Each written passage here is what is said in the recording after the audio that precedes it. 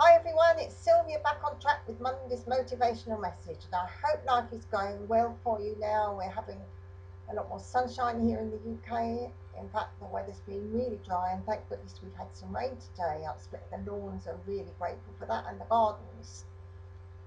I was thinking back to the last video I did during April, where we were talking about looking at how, and also we then looked further on about actually taking action, but very important that when we take action, it's the right sort of action with the hunches that come in. And knowing that we need to know the difference from hunches up here to hunches from what I call the heart or the soul, the higher self, okay? And what I want to follow on with today is something from my good old friend that I talk about quite often, which is Napoleon Hill. And I just want to read something here about persistence, and I'll just talk a little bit about it, give you something to think about and work on during this coming week. So here we go, Napoleon Hill, how to develop persistence. There are 4 simple steps which lead to the habit of persistence. They call for no great amount of intelligence, no particular amount of education, and but little time or effort. The necessary steps are: number 1, a definite purpose backed by burning desire for its fulfillment. A definite plan expressed in continuous action. A mind closed tightly against all negative and discouraging influences, including negative suggestions of relatives, friends, and acquaintances.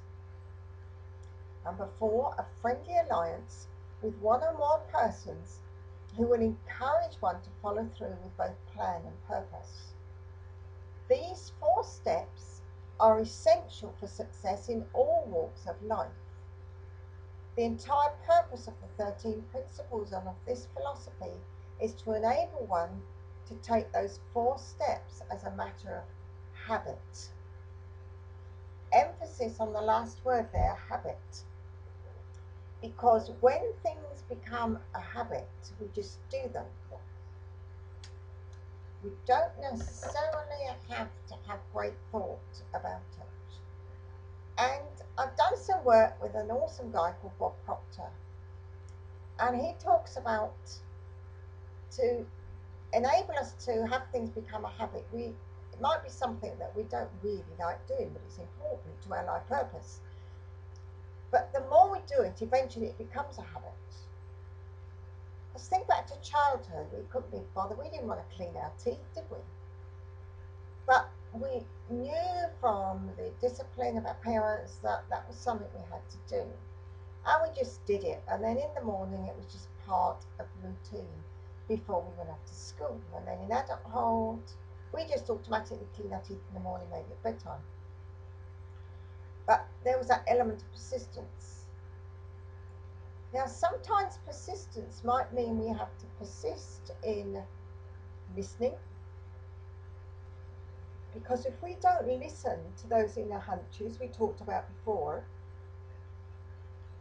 we won't actually get the right message and be persistent in the right action towards our goal. And I'm thinking today that let's not just think about maybe our business goals, our financial goals, but maybe looking at our health goals and wellness and maintaining that. You know, it's the odd thing about people that feel they want to change their weight and lose some weight. And we're all fired up in the beginning. Yes, that's my goal, and I'm going to achieve that by such and such. And then, a bit like where we have to wait sometimes in other goals in our lives and be patient, we get all fired up. We might lose a reasonable amount of weight in the first week.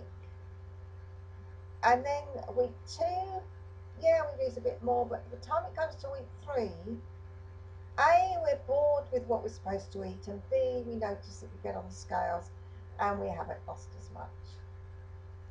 And what happens? We lose our persistence. And if we have a real definite purpose and we have this underlying desire, then we will just do things and be disciplined until it actually does become a habit.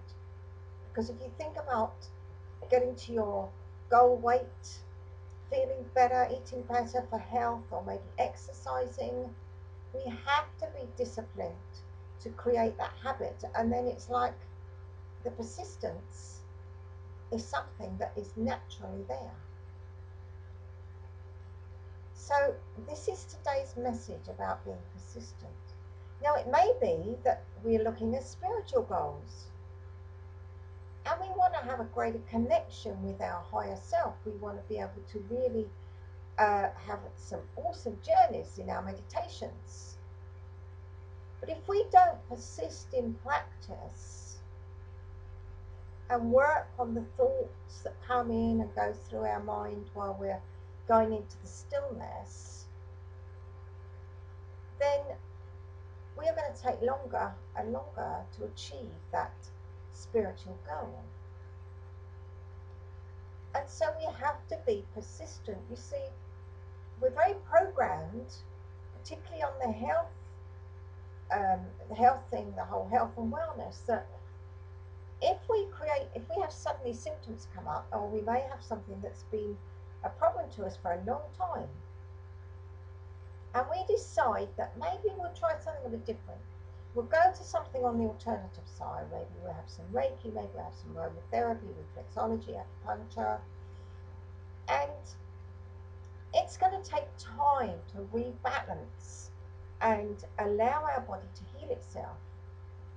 But we're so programmed that if we've got something wrong, we go to the doctor, he gives us some pills that do help, and they dampen down the symptoms even, not the system. They might even dampen down certain things in the system to create a feeling of wellness or to create improvement.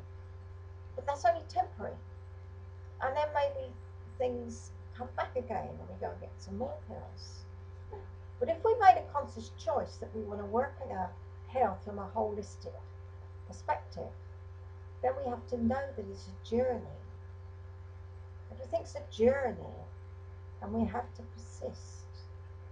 When we learned to drive our car, we had to persist and practice until it became second nature.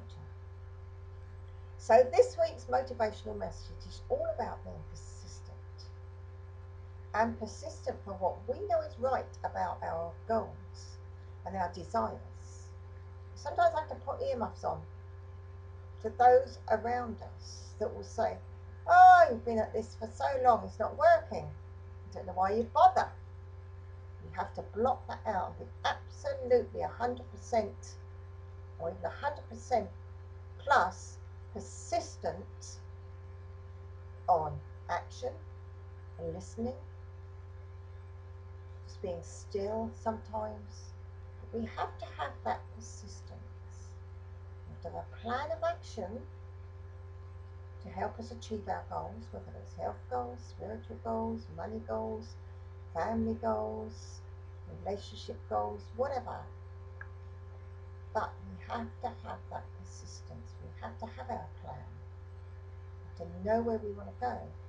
We have to be persistent in each moment so that we will get there and actually achieve it. So I wish you a great week. I hope you've had a great bank holiday weekend. And keep persisting, and who knows what's coming up for you next week. Bye for now.